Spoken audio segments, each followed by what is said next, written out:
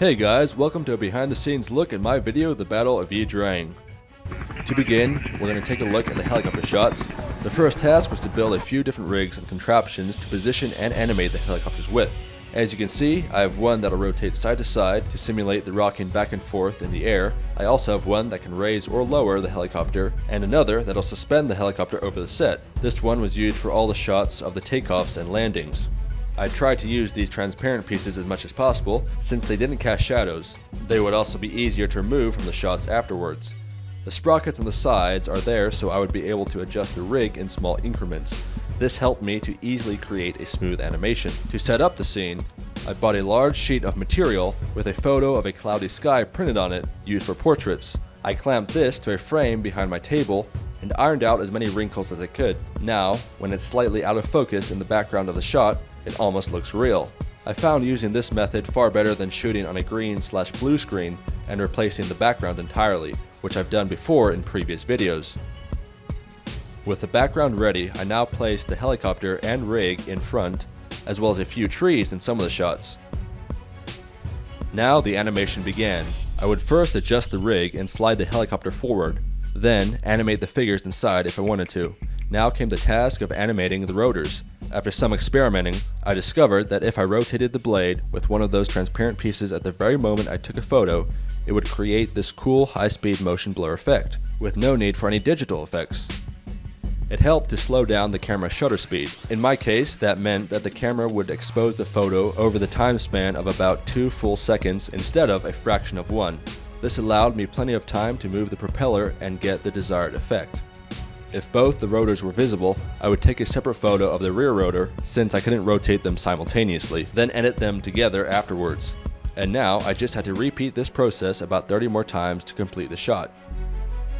When the animation was complete, I brought the footage into my editor and got to work removing the supports, which was fairly easy most of the time except for a few shots where the rotors were in the way. In these cases, I had to cut out the supports and then add the missing blades back using other parts of the footage.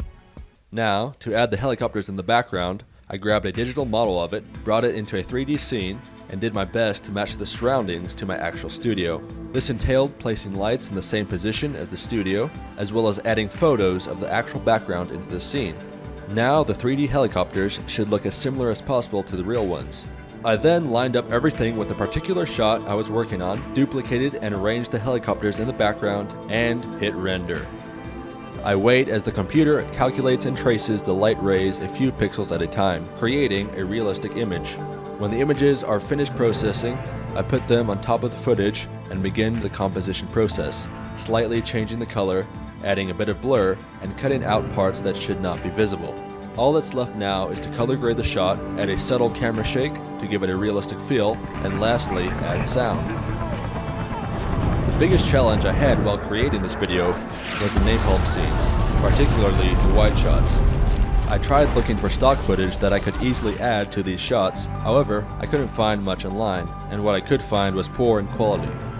So I thought I'd try to make my own effect in the 3D software I use, Blender. At first, I tried using the built-in fire simulator, but after spending some time changing the settings and trying different things, I wasn't able to get the effect I wanted. I was going for this mushroom cloud look, shown here in this footage depicting a napalm strike. Sweep overhead to sear the red gorillas with flaming napalm.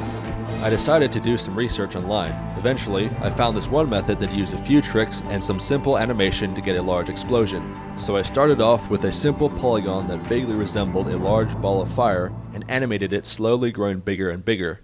Then I smoothed it out and added a bit of this warbly displacement animation.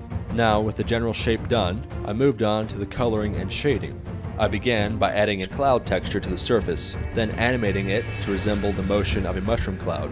Now, to make it look like fire, I replaced the white shade with a glowing orange color and replaced the black with a semi-transparent gray texture to look like smoke. The last step here was to add a bit of animation so that the ball of fire was brighter in the beginning and almost all smoke at the end.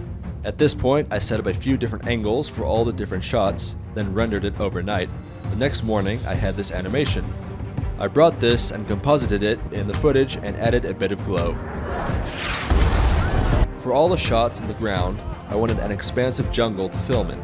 To create this, I started with the trees. Since the standard palm trees that LEGO makes are quite rare and expensive, I had to come up with another option for the majority. After trying a few designs, I found one I liked. Starting with a flexible tube, add a few cone pieces, then a bush upside down, and a few leaves on top. I made about 40 more and placed them across a few large flat pieces. At the rear of the set, I built a few miniature hills with a few miniature trees to add a bit of forced perspective to the scene. I also made some huts to add in a few of the shots, as well as these small hills that represent termite mounds, which are used as cover in this battle. I ordered a bunch of bamboo, plants, and bushes, then placed them all over the set to complete the dense jungle look. To animate all the flashes, I shone a small flashlight to light up the scene, then in post, added a muzzle flash, some sparks, and smoke. For all the bullet wounds, I would take the figure, grab a marker, then draw a bit of splatter. Now, I'd put it back with a new face and in some shots animate the figure clutching the wound. In post, I would also add a little bit of digital blood in the first couple of frames. I get a lot of questions about the various programs I use to make my videos.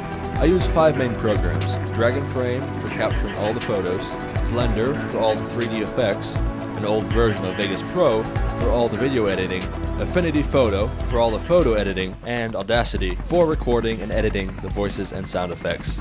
These are just the programs I use. There are plenty of other alternatives. The only 2 I'd recommend are Blender and Audacity, since they're both great programs and they're both free. Thanks again to War Thunder for sponsoring this video. Don't forget to play it for free on PC, PlayStation, or Xbox now by using my link in the description. New and returning players who haven't played in 6 months will also receive a massive bonus pack across all platforms.